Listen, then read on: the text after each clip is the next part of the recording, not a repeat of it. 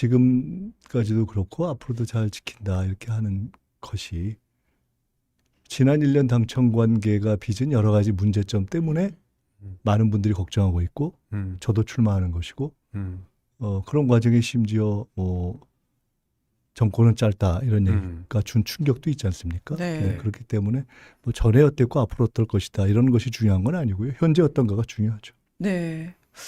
지금까지 어떻게 해왔는가가 더 중요하다는 말씀이시죠? 아니 지난 1년이 당정 관계에 대한 그러니까. 평가의 핵심이잖아요. 네. 이미 정청래 전 대표는 지난 1년간의 당청 관계로 그 답을 썼다. 네, 그 어떤 정청래 당대표 1년 체제를 보면 알 수 있다. 근데 또 오늘 굉장히 의외의 대목도 있었어요. 대선 불출마 선언을 갑자기 했는데 그것도 이제 애매하게 조건부로 했습니다. 당대표직을 대선 출마에 활용하지 않겠다. 이 얘기는 좀 어떻게 보셨어요? 글쎄요, 저는 뜬금없던데요. 네. 예. 그 합당 얘기가 전혀 사전 숙성 없이 갑자기 뜬금없이 나오는 것처럼 대선 얘기가 지금 나오는 것도 좀 뜬금포다 전 이런 생각이 들었습니다. 그 질문을 하고 나서 그 얘기를 하고 나서 지금 기자들이 네. 대선 생각을 하는 사람이 그렇게 있나요? 그리고 그러면 대선 지위를 이용하지 않고는 대선에 나가겠다는 건지. 그러니까 그 모든 것이 다 지금 좀 무의미한 얘기다라는 생각을 합니다. 그러니까 지금 보면 논평을 하는 분들이나 또는 이렇게 말씀하시는 분 가운데 대선 얘기를 자꾸 하는 경우가 있는데 지금 전당대회에서 당대표 임기 2년 해봤자 그리고도 대선이 2년 남잖아요. 그러니까 지금 대선 얘기를 연결시키는 게 너무나 비논리잖아요. 그래서 저는 큰 의미 두지 않았습니다. 홍리님 공격하려고 하는 얘기죠. 김민석. 그게 저랑 무슨 상관이 있죠? 김민석 그 딴지 게시판에 요새 가보면요. 김민석은 당권 그 다음을 노리는 사람이다. 김민석은 대권을 노리고 있다. 아니 그렇게까지 평가를 이렇게 과평을 해주신다면 감사한 일인데 그건 별 의미가 없는 얘기죠. 그렇죠. 현 시점에서는. 네. 제가 출입하는 국민의힘에서는 다음 대선이 대단히 중요한 의제입니다. 지금 오늘 그리고 이번 당대표 임기 2년 지난 임기 당대표가 이번에 또 한 다음에 또 다시 나가서 3년임을 하지 않는 한 당대표직을 이용해서 대선에 나갈 일이 있나요? 그러니까 지금 2년 동안 한다고 해서 그게 무슨 당대표직을 이용해서 할 게 뭐가 있어요. 그러니까 뭐 전혀 무의미한 얘기라고 봅니다. 네. 근데 또 이제 기자들이 끝나고 나서 누가 득달같이 물어봤나? 예를 들어 그런 거죠. 네. 예. 그래서 기회가 와도 그러면 대선 출마를 안 한다는 얘기냐라고 물은 거예요. 그러니까 정청래 의원이 뭐라고 얘기했죠? 써진 그대로 봐달라라는 네. 얘기만 했어요. 네. 그러니까 아까 총리님이 얘기하신 것처럼 당대표직을 이용해서 안 하겠다고 했지 이용만 안 하면 도전할 수 있는 거냐라는 또 문제가 있어서 그거는 이제 그때 가서 또 판단하면 될 것 같습니다. 네. 큰 의미 없는 이야기라고 봅니다. 네. 하지만 정청래 대표는 어쨌거나 공격을 했는데 지금 김민석 후보님한테는 안 먹혔다. 나요? 현장을 지금 보고 계십니다. 그 이제 전당대회 후보 등록이 당대표 또 최고위원들 후보 등록 이제 사흘 뒤면 시작이 되는데 아주 중요한 룰이 아직 확정이 안 됐어요. 선호 투표. 작년 7월 2일 당무위원회에서 당대표 선출 방식이 의결이 됐고 그걸 또 저희도 이슈 전파사에서 그 당시 회의 자료를 의결 자료를 김정은 기자가 공개도 했고 최고위원 회의에서도 이제 최고위원들이 공개를 했고 그런데 정청래 이제 당시 이제 그때는 후보였고 당선이 되고 나서도 나는 몰랐다. 근데 지금 당원당규 위반 시비가 일고 있지 않냐. 만약에 이걸로 당대표가 선출이 되면 선호투표 적용을 해서 하면 이거 무효 시비도 일을 수도 있다. 이런 주장을 하는데 어떻게 받아들이시나요? 첫째로 저는 뭐 일반 국회의원 선거든 무슨 선거든 후보가 룰 갖고 얘기하는 거를 별로 전 좋아하지 않습니다. 후보는 당이 됐든 또 당의 전준위가 됐든 정하면 그 룰에 따라서 하는 거죠.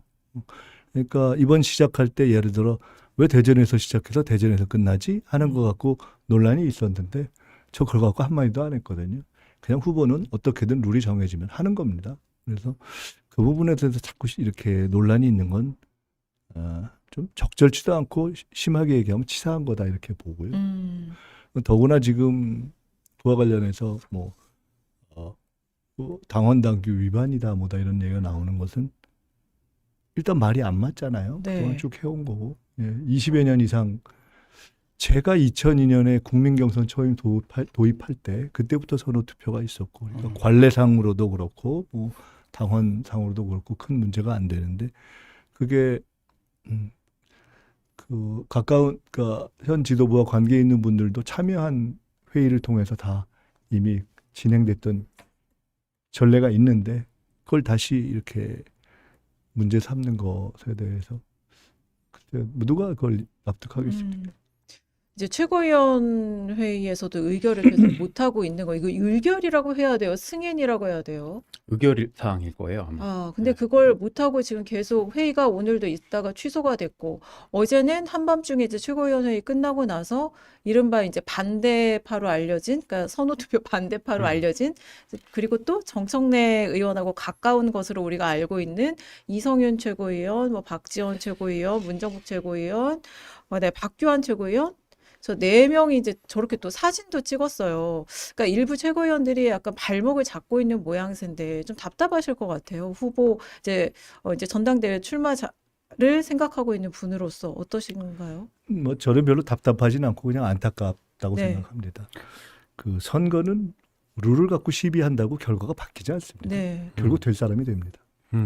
근데 그렇기 때문에 저런 과정이 오래 가는 것은 이제 당의 모양에 안 좋은 것이고 그래서 그런 점을 지도부가 이렇게 조화롭게 정리하는 과정을 거치고 있는 건데요.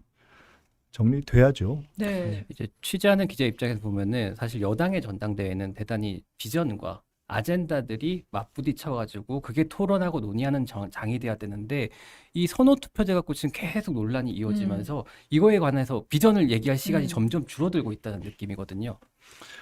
그런 점이 있고요. 그래서 그 이제 후보들이 더 적극적으로 비전 얘기를 해야죠. 저는 일요일 어제 그 백문백답 그 처음 나와서부터 유튜버 백문백답에 이르기까지 한 열흘 정도의 기간 동안에 상대에 대해서도 문제점을 지적하고 그걸 자기 정치라고 총정리를 했고 또 제게 대해서 이렇게 이런저런 궁금한 것에 대해서도 최대한도로 다 설명을 해서 이미 그런 상대에 대해서 짚을 걸 짚고 제기되는 문제들을 설명하는 국면은 끝났다고 보기 때문에 저는 오늘부터 비전 경쟁을 전면화하겠다고 제 스스로 규정을 했거든요.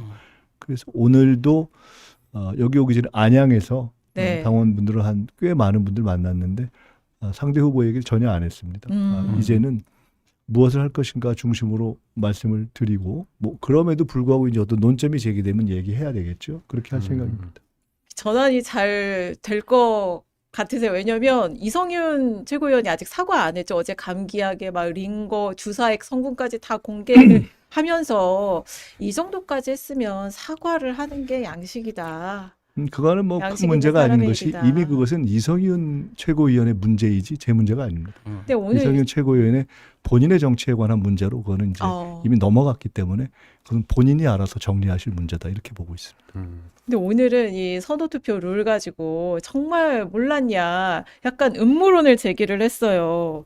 이 김민석, 송영길 등 우리 당 뭐죠? 주요 후보님들이 이 선호투표에 관련해서 누가 선호투표와 한 관련해서 거죠? 이성윤 이성윤 의원이 최고위원. 미리 사전에 들었냐 아니면 언론을 보고 알았냐 전준희가 아무런 교감 없이 이걸 진행을 했냐 이런 주장을 또 했어요. 무의미한 주장이어서 뭐 별로 논평할 필요가 없을 것 같아요. 계속 끊임없이 음모론을 제기를 하네요. 너무 근데 네. 너무 오랫동안 하시는 것 같고 그리고 네. 좀 아까 네. 지난주에 방송 안 보셨구나.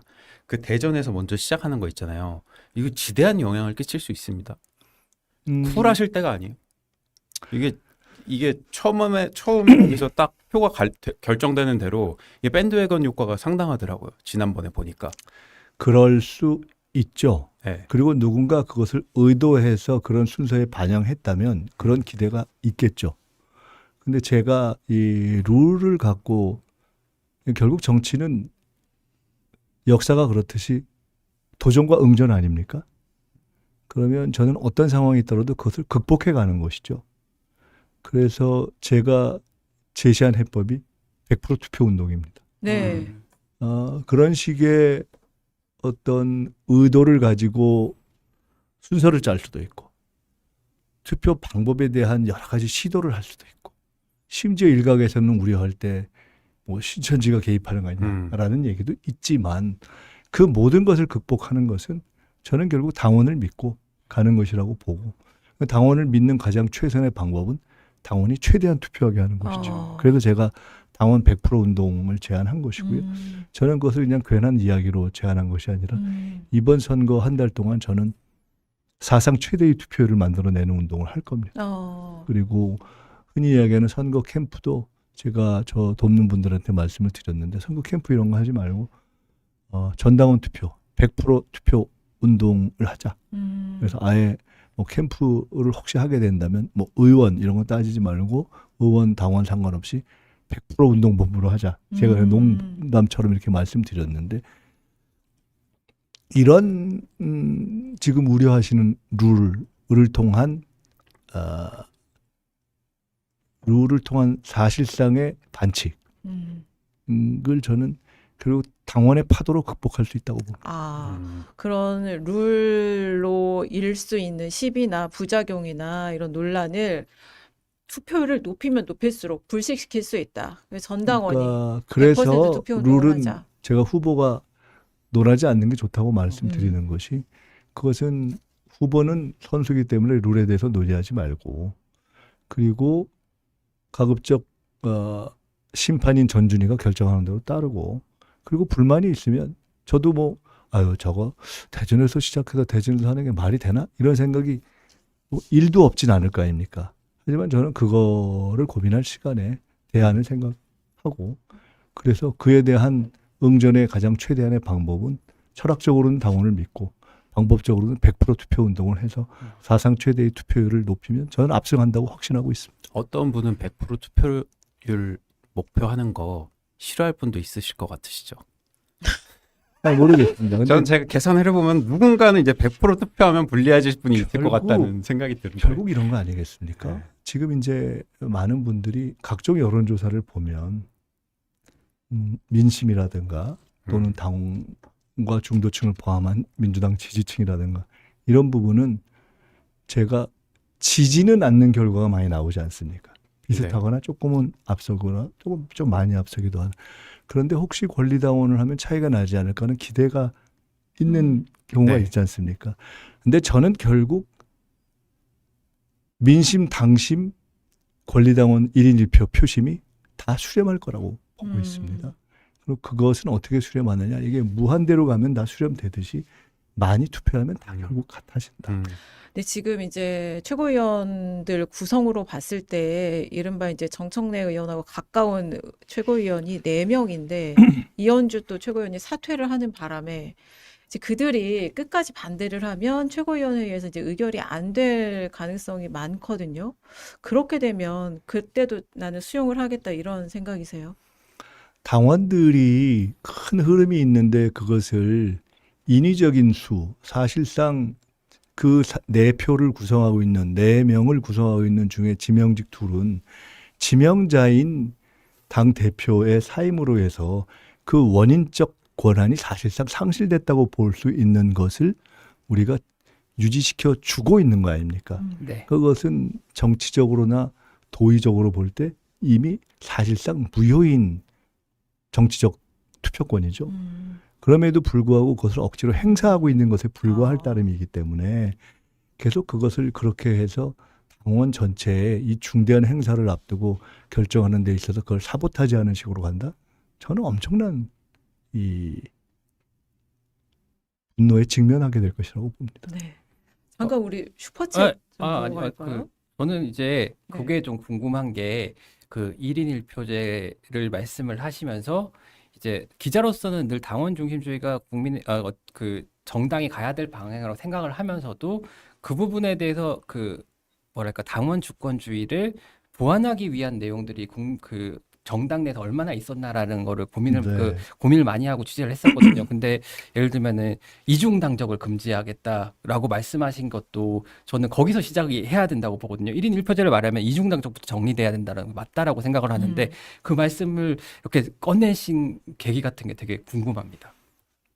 저는 굉장히 당원 주권론자입니다. 아주 원칙적 당원 주권론자입니다. 오래됐습니다. 당원 주권이란 말을 당원 주권 시대라는 의원님이- 말을 제가 처음 썼습니다. 어. 5대5 국민경선도 제가 만들었고 현재 국회의장과 원내대표 선거에 당원 포션을 넣는 것도 제가 제안했고 그리고 의총 생중계 이런 얘기하지만 그거 외에 회의 생중계를 10여 년 전부터 얘기했고 실험도 해봤고 그런데 이제 1인 1표는 사실은 당원 주권으로 가는 과정에 하나의 과정일 뿐입니다. 그리고 1인 1표를 해서 당대표를 뽑는다. 의미 있지만 그게 다는 아니지 않습니까? 그래서 저는 더 많은 토론을 하게 해야 되고 더 많은 정보를 드려야 하고 더 많은 권한, 그 당대표만 뽑는 게 아니라 더 많은 정책에 대한 결정권이라는 걸 드려야 되잖아요. 그리고 더 많은 의무, 지금 말씀처럼 당원이 그런 권한을 행사하려면 일종의 의무가 필요한데 사실은 기간이 6개월 만으로 충분한가? 그렇죠. 논의의 여지가 있고 그리고 한 번도 어떤 당의 행사에 참여 안 해도 되는가? 그것도 논의의 여지가 있고 그리고 역으로 10년, 20년, 30년 한 분들은 어떻게 권한을 더 높이지? 하는 이런 것도 고민해야 되고 그래서 저는 당원 주권을 체계화하는 문제는 당원 주권 5개년 플랜, 10개년 플랜 이런 것으로 이렇게 체계화해야 될 과정의 문제이고 이제 시작일 뿐이다라고 보기 때문에 그런 1인 1표가 도입된 것은 의미 있는 일이고 근데 그것을 가지고 마치 모든 당원 주권 문제가 끝난 것처럼 얘기하는 것은 과장이다 이렇게 봅니다. 사실 이제 당원에 대한 교육이라든가 말씀하셨던 것처럼 예를 들면은 그 빛의 혁명 과정에서 거기 현장에 나가지 않은 당원들에게 투표권을 주는 게 옳은 일이냐라고도 조금 아니 물어보셨고. 이제 그게 아니라 그건 네. 그럴 수 있죠. 네. 그 현장에 나가는 숫자가 뭐 우리 국민 전체에서 막 7, 80%는 네. 아니니까. 그런데 이런 문제 제기가 있더라고요. 적어도 민주당을 대표해서 공직자가 되려는 분들이 가령 이번에 지방선거에 출마하는 분이 한 번도 이 빛의 혁명 과정에서 현장에 보이지도 않던 분이 갑자기 나 출마해야지 하고 준비해서 예를 들어 일정 수를 모아와서 갑자기 후보가 됐다. 그럼 굉장히 황당하기도 하고 이게 정당한가 싶기도 한 거거든요. 그러니까 그런 문제에 대해서는 수기가 필요한 거죠.